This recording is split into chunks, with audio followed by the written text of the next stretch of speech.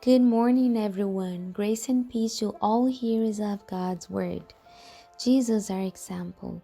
Let no one despise your youth, but be an example to the believers in word, in conduct, in love, in spirit, in faith, in purity.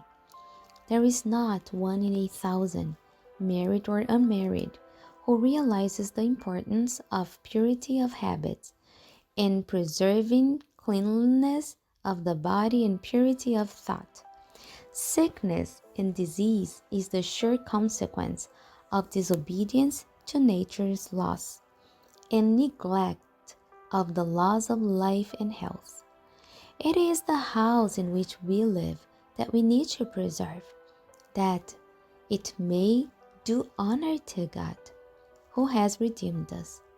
We need to know how to preserve the living machinery that our soul, body, and spirit may be consecrated to His service. As rational beings, we are deplorably ignorant of the body and its requirements, while the schools we have established have taken up the study of physiology. They have not taken hold of the matter with that decided energy which they should.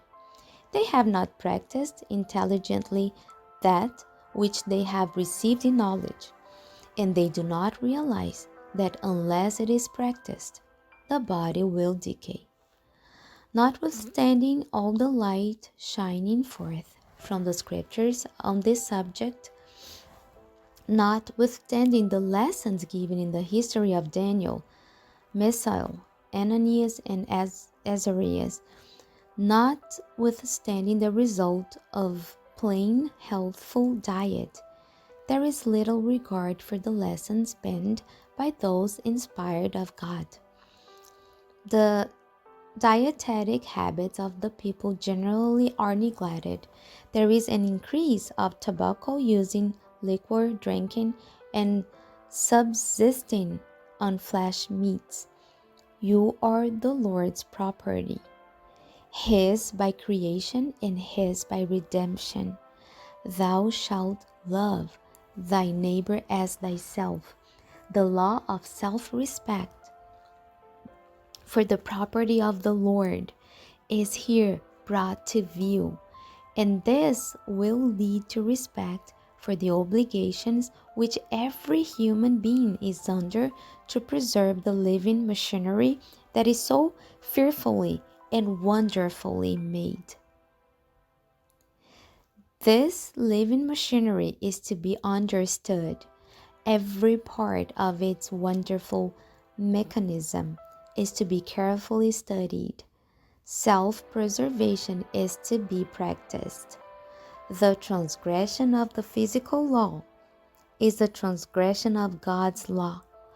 Our Creator is Jesus Christ. He is the author of our being. He has created the human structure. He is the author of physical laws as He is the author of the moral law.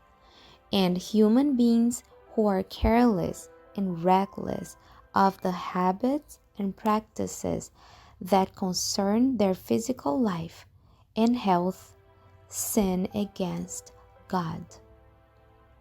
Jesus, our example.